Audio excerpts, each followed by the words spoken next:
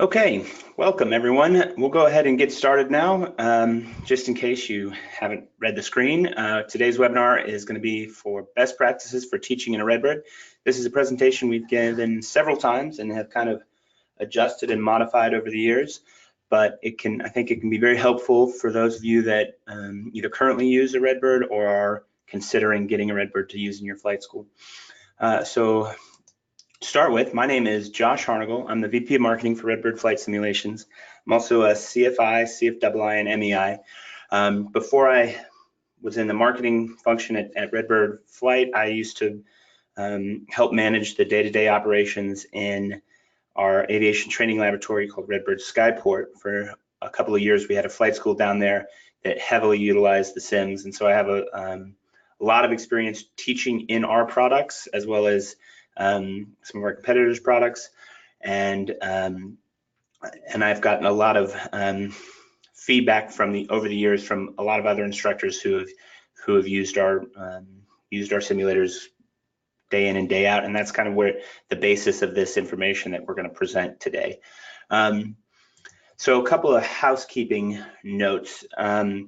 Number one, this presentation, there's a lot of time for questions. And so if you have a question, there should be a question box in your GoToWebinar control panel. Type in your question, I'll answer them. We'll take breaks where I can read through all the questions and make sure I cover everything. Anything that doesn't get answered today, we'll try to follow up with you afterwards and make sure you get an answer to any questions you might have.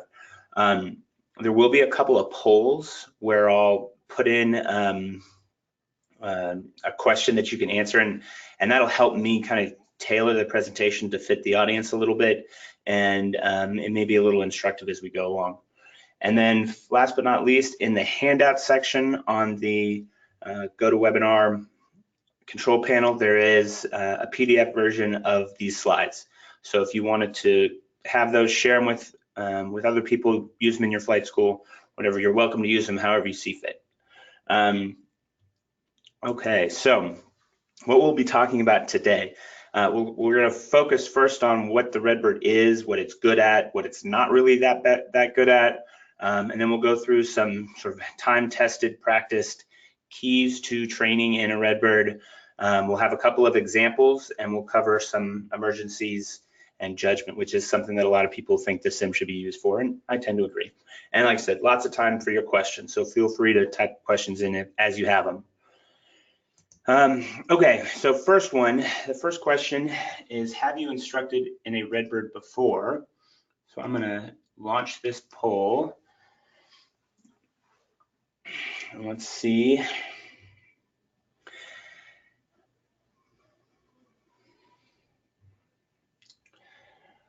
Okay, starting to get some answers. Looks like about 2/3 of you have currently use a Redbird, and a few of you don't, and you don't really plan on it, but welcome, thanks for coming. And okay, all right, we'll go ahead and I'm gonna close this poll now. So it looks like the majority of you have instructed in a Redbird in the past. There are some of you that have not, but are thinking about instructing in a Redbird. So that's good. So we'll focus on a little more of the kind of higher order stuff and less on the operational kinds of things, to tailor it more to those of you that have used a Redbird before. If you haven't used a Redbird, I understand some of this stuff might not make a whole lot of sense, but hopefully we can get you some use for your time. And like I said, ask questions if I'm covering stuff too broadly. So to start with, what is the Redbird? The Redbird is a tool. It is, when you think about that simulator sitting in a flight school, you should look at it as though it were a piece of equipment in a factory. You are using a tool to produce a product, in this case, a trained pilot for whatever rating or training they're doing. What it is not is an airplane. You can't use it as a one-for-one airplane stand-in. It just doesn't recognize the value of the simulation. It doesn't recognize the things the simulator is good at, the things the simulator isn't good at. So the key place to start when you think about how to use a sim is recognizing that it is a tool and not an airplane. That seems a little obvious, but you can't imagine how many times we go into a flight school that's having trouble integrating a simulator into their curriculum or getting their instructors to use it, and they approach the simulator as though it were an airplane, and it's just not going to work. Okay, so some things to use the Redbird for: procedures training, maneuvers training, basic task kind of stuff, all your familiarization items, situational awareness, decision making, emergency training. A lot of people kind of generally get the gist of what you should use it for, but it is really built around the idea that you can teach both fundamental skill sets, like how to, the process to land. I put the power at this, I put the flaps here, beam the numbers, I do this, 45 degrees on base, I do this, as well as more advanced things like creating situations where people fly into bad weather or have an engine failure or some mechanical system that they have to work around. What's more interesting though is maybe don't use the Redbird for these things. So this is the slide that's had the most updates to it. When I first gave this presentation a couple of years ago, I included a couple other things, and I included some different wording for some of this stuff. And I got a lot of pushback from our customers about the fact that they were using the sim for some of the things I said you shouldn't use. And it was probably a little bit of laziness on my part in terms of word choice.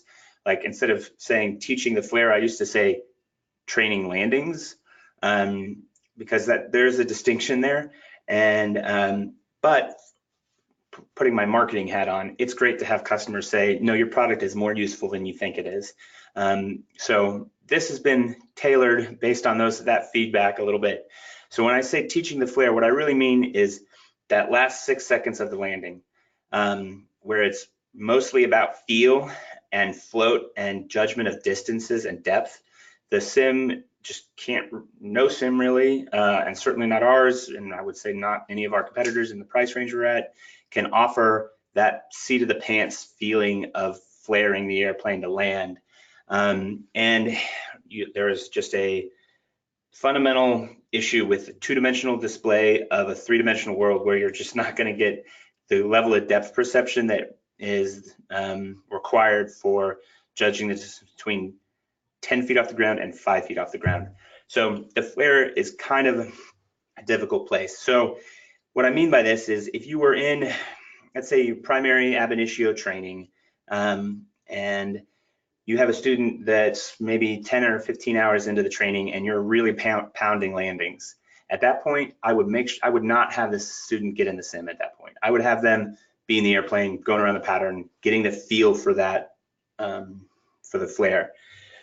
The couple hours before that, when you're teaching them how to fly a pattern, how to adjust the power, where to put flaps in, that's all great stuff for the sim. In fact, I recommend teaching the pattern in the simulator first and then going out to the airplane. It gives them an opportunity to kind of get a sense of the flow of how they fly a pattern, what a good landing should look like on final, on base, on downwind. But when you get right down to that last little bit, I tend not to have the student land the simulator very often when they're in that really critical stage pre-solo. Once they know how to land an airplane, it's fine. If the scenario that you're training calls for a landing, go ahead and have them land it, that's fine. Really what I'm talking about is just in that window where they're really figuring out what the flare feels like and looks like. The other thing is the stall buffet detection training. So I'm a big proponent of teaching stalls at a deeper level than we tend to teach them, or at least the industry tends to teach them, and at a deeper level than the ACS calls for probably. I like to teach students to recognize stalls, experience a stall, and recover from a stall, which are 3 separate things. And when I talk about stall buffet detection training, I'm really talking about feeling the control surfaces vibrating as you approach a stall, and you start to feel the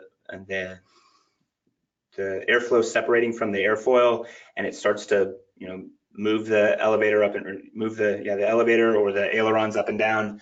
In the 172, you mostly feel it in the elevator because the ailerons are outboard and the stall starts at the wing root.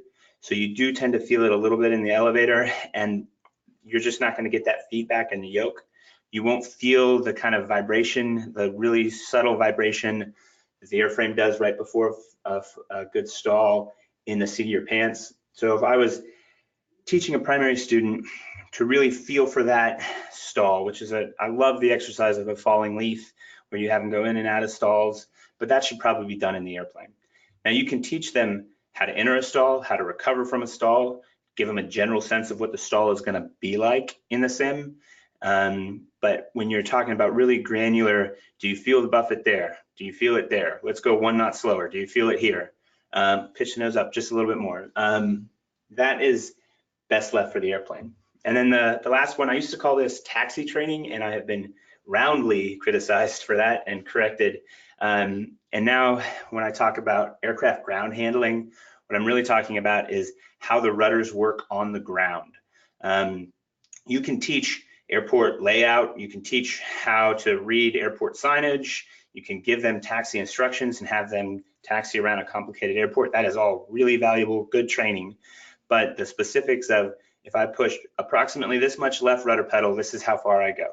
This is, if I want to turn that steeply, I need to put in brake. That kind of stuff is best left for the airplane. So one of the issues, the fundamental issues we have is that our simulation engine, Lockheed Martin's product called Prepared, essentially treats an airplane on the ground as though it were still flying. And so it just bumps up the rudder effectiveness like crazy. And so our sims taxi like a Zamboni kind of. They slide around a little bit. They don't carve nice arcs in their turns. They move all over the place. And so that can be kind of difficult for a student when they're first learning how to taxi to get the feel for the controls. So that part of it, I would probably recommend that you start in an airplane.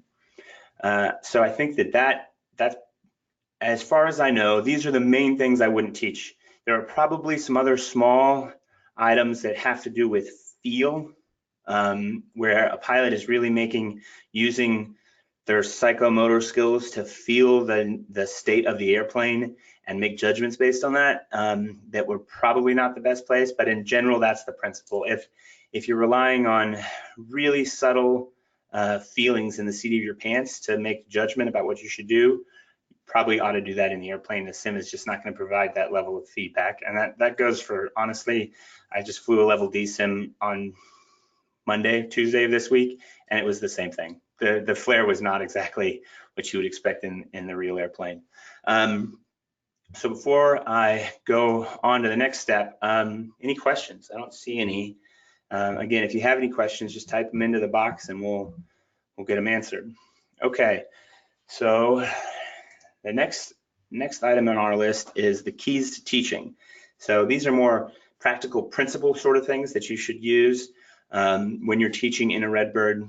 And this honestly applies to any sim, but we're Redbird, so we talk about Redbirds. Okay, so first off, what's the biggest obstacle to effective training in a Redbird? And let me launch that question. Okay, so you should have a poll open now. And we have avionics aren't accurate enough, aircraft handling and performance isn't accurate, customers don't take simulator training seriously, instructors don't know how to use the Redbird, other. So there is a right answer, or at least I think there's a right answer, but I'll let y'all fill this out and we can go forward.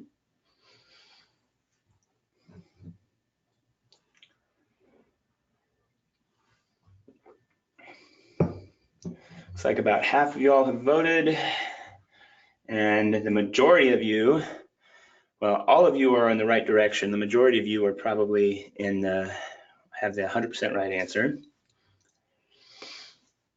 Okay, we'll just give this a couple more seconds and then we'll go ahead and move on.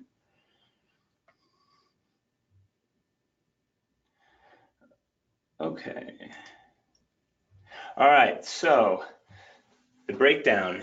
What's the most effective obstacle to effective training in a Redbird, or what's the biggest obstacle? 29% said customers don't take the simulator training scenario serious, and 71% said instructors don't know how to use Redbird. Both answers are right. I would say the instructors, it starts with the instructors, and then it goes to the customers. But first and foremost, the number one thing is bad attitude equals bad training. If you approach the simulator like it is a waste of time, it will be a waste of time. If you approach it like it's a video game, it will be a video game. I personally believe it starts with the management of the flight school, how they treat the simulator, and how that trickles down to their instructors. But the most important person in the chain to make sure that the training is really effective is the instructor. I would say, especially with our larger sims that they look big, they move, they got wrapped around visuals, you don't really have a huge problem with the, at least initially, with the customers thinking that it's a game. One of the advantages of the big sims that move is that they look more serious, they look more impressive, and they don't look like a PC computer-based simulation that you'd play at home. And so I think in general, your average customer is inclined to take the simulation session seriously. They're paying money for it probably, so they're also inclined to take it seriously. But if they have one experience with an instructor who's like, oh, this is a waste of time, or we only do this when the weather's really bad, that's going to affect every training session after that, because they're going to view it differently from that point forward. So the first and most important thing to get the most effective use from your sim, and honestly to make it a more profitable business venture as well, because you drive more utilization out of it, is to have instructors that take it seriously. And depending on your instructors and your school's culture, you may have to enforce that at a policy level. Certainly training onboarding is an important way to help with that. Having instructors have either free or reduced access to simulator time, I think, is helpful, just to get them more familiar and comfortable with it. Making part of your interview process right in the sim, making part of the checkout process for an aircraft for your instructors right in the sim. And then we have some schools that do, every 3 months or every quarter or every 6 months, they'll do a standards check essentially with their instructors, and they tend to do those in the sims as well. It's obviously a lot cheaper, and you can cover the things that you would want to cover in a standards check in the sim. And again, those sorts of things help reinforce the value of it for the instructor. The next key is realism matters. So when I talk about realism, I don't mean necessarily just the fidelity of the simulation itself, right? How the world looks outside of it, how the avionics work, where the buttons and knobs are. Yeah, that totally matters as well, but that's, once you purchase the product, it's not really something that you've already made your decision about what level of realism you can afford and you want to use. What I'm talking about here in realism is I'm talking about the process around the simulation. So when you get into the sim, have you briefed the weather beforehand? Do you put the seatbelt on if you're in one of our larger sims? Do you wear headsets? Do you use a checklist? Do you run through it as though it were an airplane of some type? Those sorts of things really help enforce that this is a serious training session, and it creates a lot of positive learning opportunities too. If you just hop in the sim and go, let's just sit down, don't worry about the seatbelt, I'm gonna drop us here, I'm gonna set the weather to this, and it's just real off the cuff, it starts to feel a little bit more like a video game, and it's gonna reduce the seriousness and the level of training value that the students are getting out of it, So we'll go through some of this in more practical terms, but things like using real weather and briefing it is super important. Seatbelts, headsets, that kind of small stuff, even dispatching it like you dispatch an airplane. So creating a little book with a little sign in, sign out log, whatever, however you dispatch stuff in your school, all those things add up and will create a more realistic environment for your students and your instructors, honestly. Most important button in the sim, pause button, and it's also probably the most abused button in the sim. So it's probably an art more than it's a science about when to pause and unpause the simulation as an instructor. The general rule, the general principle, I think, is if a student still has enough situational awareness to learn something from the event in real time, then leave it unpaused. If they're so overwhelmed or you're introducing a brand new topic or something like that, pause it. What you don't want to do is have somebody in a situation where they're just 100% task saturated, have no ability to learn anything because they just have no spare mental capacity. They're barely hanging on, and you let the simulation run and they end up crashing or something. That's a pretty negative learning outcome. They probably don't learn anything from that actually, and they just have a negative feeling towards the sim, towards that instructor maybe, etc. But if they are able to, maybe they're overwhelmed, they're feeling the pressure of the scenario or the situation, or the skill set is new to them, but they're managing, they're making steps, and there's still learning going on. And if you are an instructor, you can usually tell when a student's learning and when they've shut down. As long as there's still learning going on, I tend to let it run. There can be moments, even when there's learning going on, when you want to pause and say, hey, take a second. I think you got this, but let's take a second and walk through this and make sure you understand the decisions you're making right now, or the procedure you're doing right now. But that is very much an art, and it comes with experience, I think. And again, one of the reasons you want to get your student or your instructors in the sim as often as possible. And the next the next key, this is the overall philosophy that we used at Skyport when we taught student pilots and instrument students. You learn, practice, and perform. And essentially, you learn a maneuver, a task, a skill on the ground, typically either through ground instruction, through home reading or home study, through chair flying. You practice the task, skill, etc., in the airplane or in the simulator, and you get to a level of proficiency that says you know the basic steps of this task or this maneuver, and then you can perform them. You can execute it at a level that is minimally viable, essentially, and then you go perform it in the airplane. And so everything that we did followed that procedure.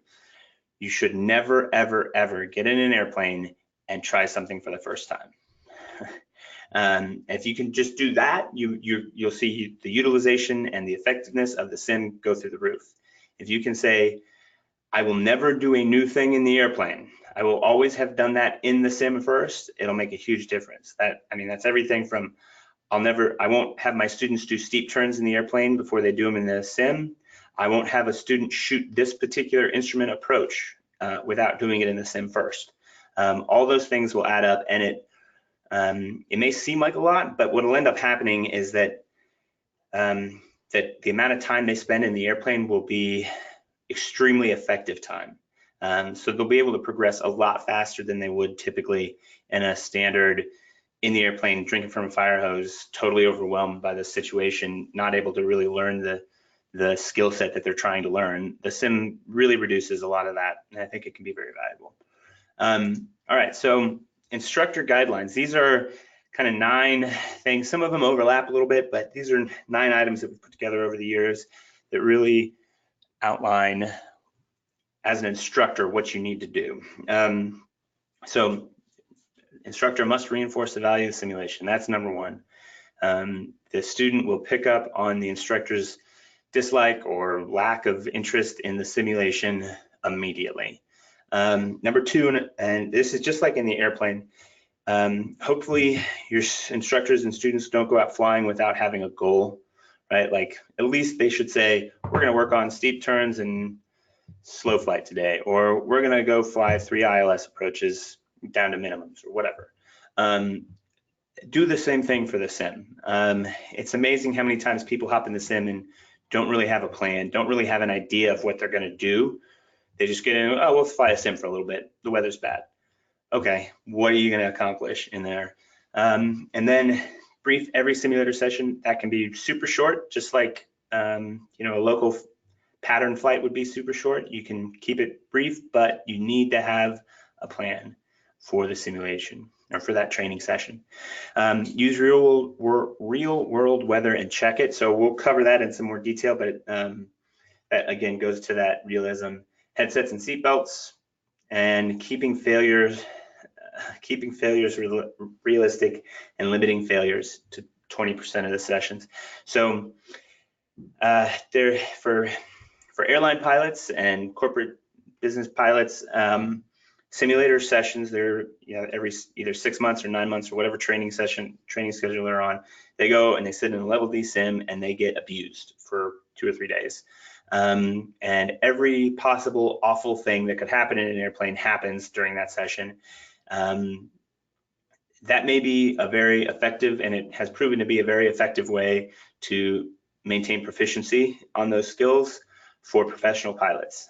But if you have a brand new student or a brand new instrument student and you make every simulation session brutal, they're not going to learn very much in those simulator sessions. One of the things that can really screw you up with your simulator is that every time you get in it, it's awful, and that there's dirt night and hard IFR, the alternator fails, and then the left tire goes flat. Like okay, it's awful. What are you trying to teach there, really? So keeping that stuff down and knowing when there obviously are great uses of failures and weather events and weather scenarios in the simulator, but if you make it every time, it's just going to lose a lot of its value. And that really goes to the flip side of we'll talk about it. When we talk about weather, we'll get into some of the details on how I set up those weather events a little bit. And then never create inescapable situations. Again, if the situation the instructor creates is guaranteed to end in a crash, then what are you teaching? Now you could make it so that there are some, you create a situation where there are 3 possible choices, 2 of which lead to bad outcomes, but one of them which leads to an okay outcome. That's fine. But don't ever create a situation where there's just really no good answer. And then knowing when to pause. We talked about pausing a little bit. All right, doesn't look like we have any questions, so we'll move on. So using real world weather. So this is one of the things that comes in play a lot. Typically, if you go fly in a sim, in our sims, there are preset weather conditions called safe flights, or you can set up weather conditions on the fly through what's called a free flight.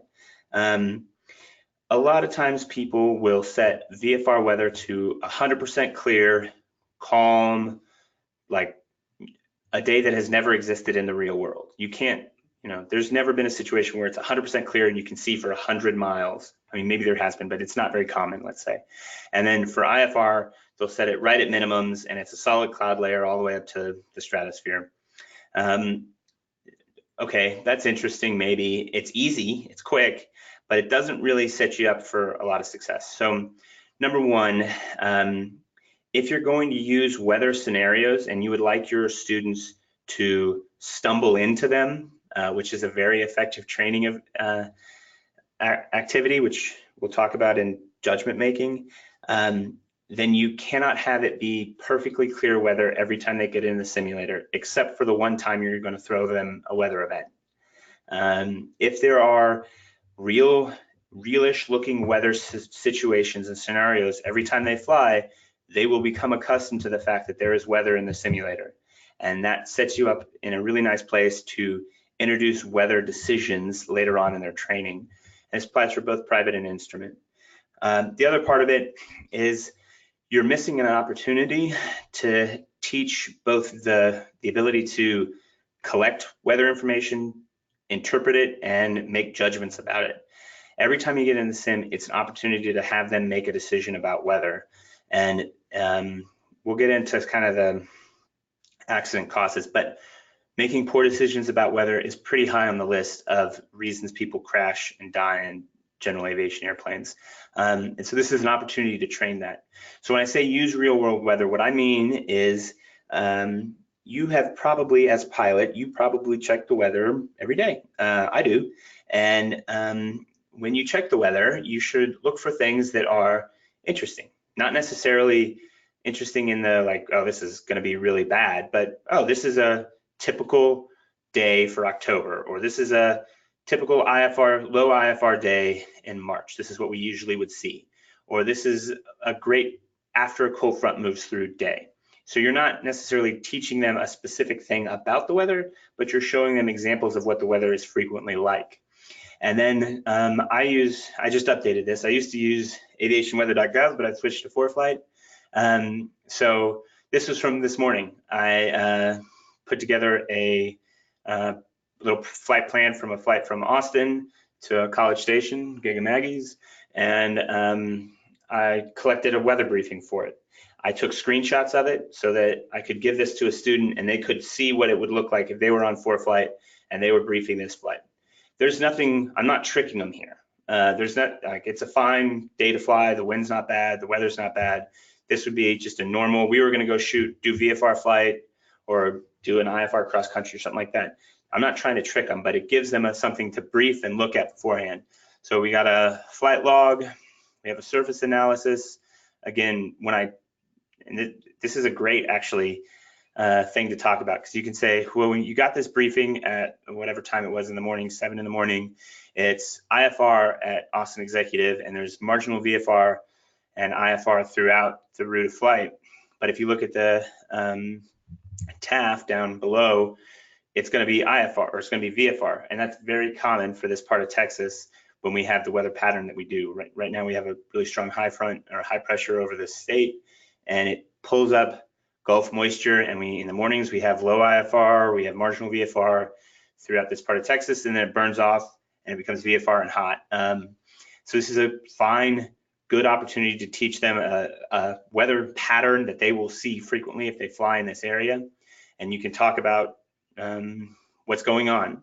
And what you would do is you would create a scenario in your sim that matched this weather. So when they go and they get in the sim, the weather will look like this. It'll have, wind from 316, wind from 100 at 8 knots, clear skies, scattered at 5,000, and then and over Austin, and then the same thing over College Station, few at 2,000 over College Station. So you can create that kind of weather scenario where it would look like what they briefed. The other part of it, we can put in winds aloft. In this case, we have a little bit of a headwind, which would be fairly common this time of year. Again, the goal is we have that low front and that cold front up here that's pulling in some of the wind from the south and from the southeast. So then we also have our overview, so they can take a look at the map. This is what you want to do, is provide them an example of the tools they're going to use and how they would use it in this, and give them that opportunity to use it in the simulator. I will say we're trying to make this easier. This is one of the things we'd like to make better and easier. But for now, this is the way to do it: is get the weather, take screenshots, save them, and either create a PowerPoint with them or give them to your students as printouts, whatever it is. When I was at Skyport, I had a binder of about 30 different weather scenarios, and then I had matching saved flights for each scenario. And again, it's not about tricking them, it's just having them brief it like they would if they were going out in the airplane. All right, it doesn't look like we have any more questions, so let's move on. Okay, so an example VFR training event. And this is one that I love. It's great. If you are a flight instructor, you have sat in an airplane while a student tries to figure out how to enter a pattern, and it's one of the more frustrating things that happens, right? You sit there for 15 minutes while they're trying to figure out where they are, where the wind's coming from, how they're supposed to enter the pattern, and what altitude, and they end up flying 30 miles away from the airport.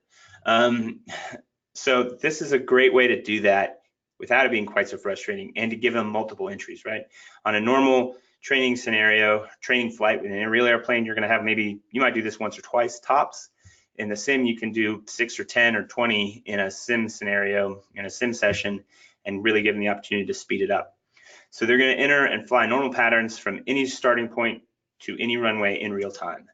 So we give them a ground brief, tell them what they're gonna do, what the weather is, walk through how they enter a pattern, what they should be looking for, etc. We start the simulation in the air and pause. We let them pull up the weather, they identify the current location, active runway, and I have them draw a little sketch on a piece of paper on their notepad, how they're gonna enter the pattern. You unpause it, let them fly it, and once they get on short final, or once they enter the pattern, depending on where they are in the training, you say, great, pause, reposition to a new location, Maybe change the wind, maybe don't, depending on how they're handling it. And you just repeat that over and over until you reduce the amount of time that they're paused until they don't need it anymore, and they can do it in real time. You can drop them anywhere in the world around that airport with any weather conditions, and they can fly around and figure out how they're supposed to enter the pattern, manage the airplane, listen to the wind, the weather, figure out their location, etc. in real time. And do this maybe 10 or 20 times, and just about everybody's going to have it down, and it will save a lot of headache in the airplane. And it's a really effective use of the simulator. Doesn't look like we have any questions. So an example IFR training event. The IFR is a lot easier for most people in the sim. People kind of get that you shoot approaches in the sim. The VFR stuff tends to be a little bit more of a hurdle. Like a lot of instructors and flight school operators don't really tend to think about using the sim in a VFR environment. So that's why a lot of our training and educational stuff focuses on it, because most people kind of get how to do it in an instrument environment. But in this case, we're going to do an ILS approach. And what we're going to do is we are going to fly the same approach 6 times. And it's going to be vectors to final and reposition. And we're just going to go through each possible outcome, like to minimums, to missed, partial panel briefed, and partial panel unbriefed. And you can throw these in any order. I would do the partial panel stuff after they've done the approach a couple times, but really what you're looking for is their ability to brief the approach, look at the approach chart, pull out all the pertinent information and brief it quickly. And one of the advantages of doing the same approach is that they start to get they're less interested after the 3rd or 4th time. They're not looking at the approach plate for the information. They already know it. They're looking at the approach plate and focusing on, okay, look here first, then here, then here, then here. This is the information I need, and they put it in. And in this one scenario, you can really teach them how to brief an approach. The actual flying of these maneuvers, of the maneuver, could be interesting, could be, they may really screw it up, but that's okay. This is not really to have them master the ILS. This is really about teaching them how to read an approach chart, interpret it, and get the airplane to move down the correct path. Okay, any questions? No questions. All right, so we got one last poll, one last question for you. It's on the topic of teaching emergencies and judgment. What emergency training do you think is most important for a private pilot? So let me launch that.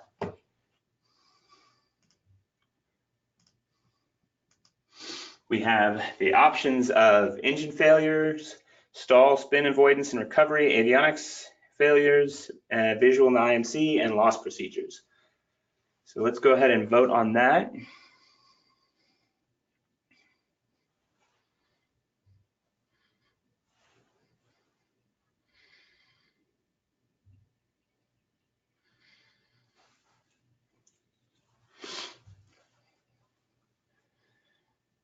Okay, and I don't know that there's a right answer to this. That I could make an argument for several of these as being most important. And the truth is, it's not a Boolean, right? You can teach a lot of this stuff. You don't have to teach just one, but it's important to think about because it determines a little bit what you prioritize. Okay, we'll give this, looks like most of you voted, so I'm going to go ahead and move on. Okay, so we have 22% of y'all say engine failures is the most important thing to teach. 67% say visual flight into IMC, and 11% say loss procedures.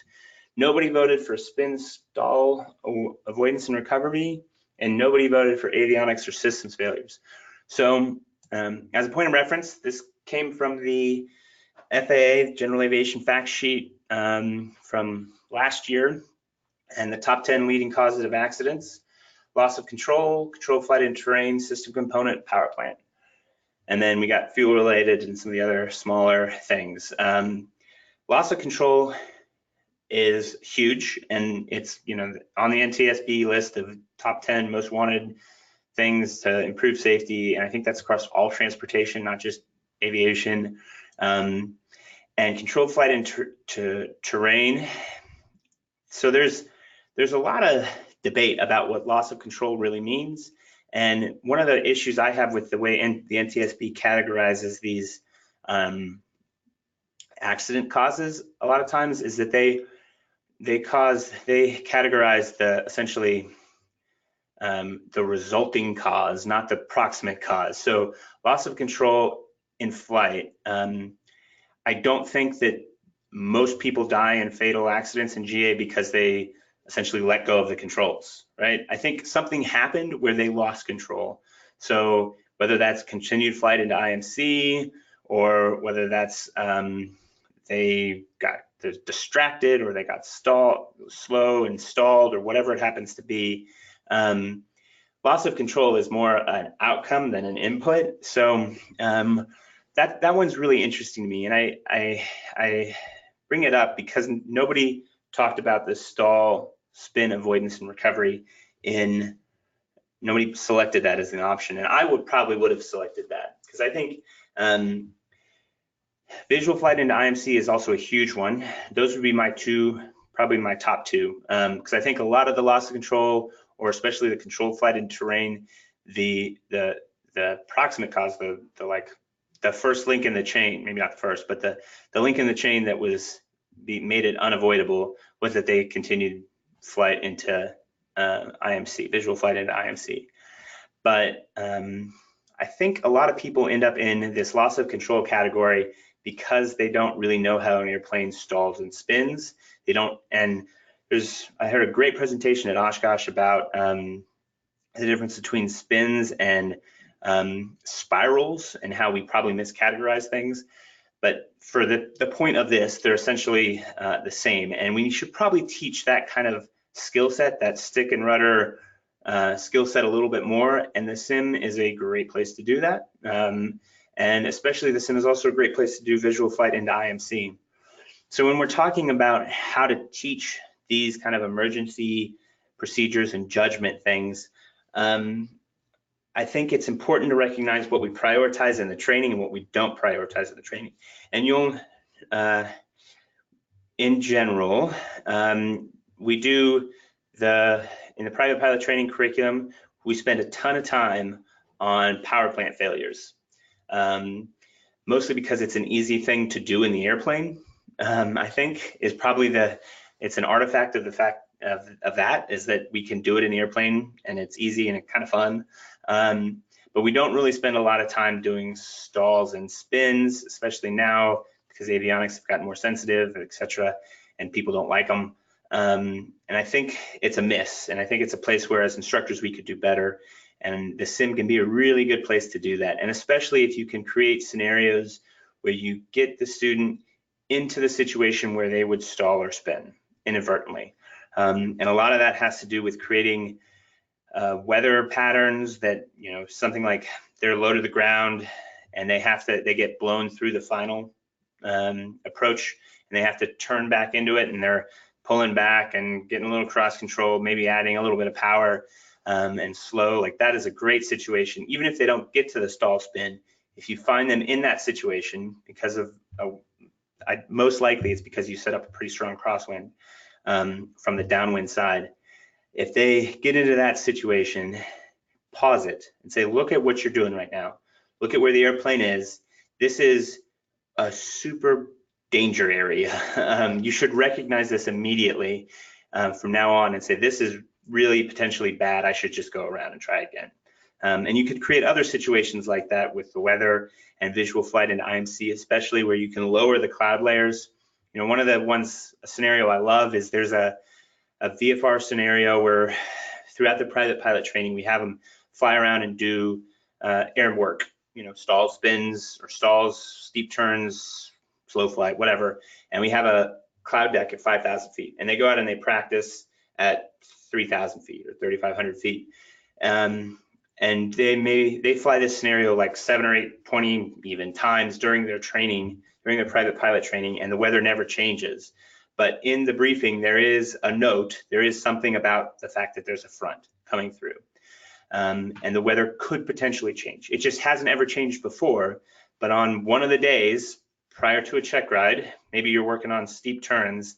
I mean, in the lead up to a check ride, they go out and they do steep turns. As they're doing it, you're lowering the cloud layer down, and eventually they're gonna recognize it, hopefully, before they get into IFR, before they get into IMC. And that's an awesome learning opportunity. Even better learning opportunity is if they don't recognize it and they actually fly into the cloud. That can be a huge place where you can pause it, say, look what just happened. If they're really on top of it, maybe you don't pause it, you let them see if they can handle it.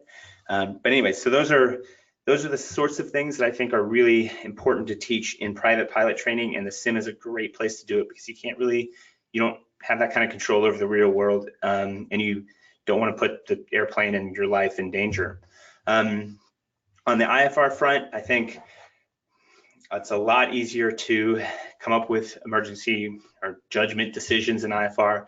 A lot of it starts with the weather briefing. I've typically had two scenarios, IFR scenarios, where the weather was a no-go. It wasn't necessarily a clear no-go, but it was a no-go. And I wanted them to make that call. If they made that call before we got in the sim, then I would actually say, okay, great. Flash forward, new day, here's your weather now, brief this, and it would be a fine weather, we could go in the sim. But I wanted them to make the call that it was a no-go. Because in the real world, the instructor probably makes that call, and it's not necessarily a great training opportunity for the student. So that is that. Any questions? No questions. All right, y'all are a quiet bunch, no worries. One last time, the instructor guidelines. This is really, if you can just implement 5 of these, you'll be better than 70% of the other instructors out there. And so last but not least, we will be having our user conference in Denver in like 12 days. So hopefully you're registered and I'll see you there. If not, and you'd like to come, go to migration.redbirdflight.com and sign up, and we'll see you there. Appreciate your time and attention. Thanks, everybody.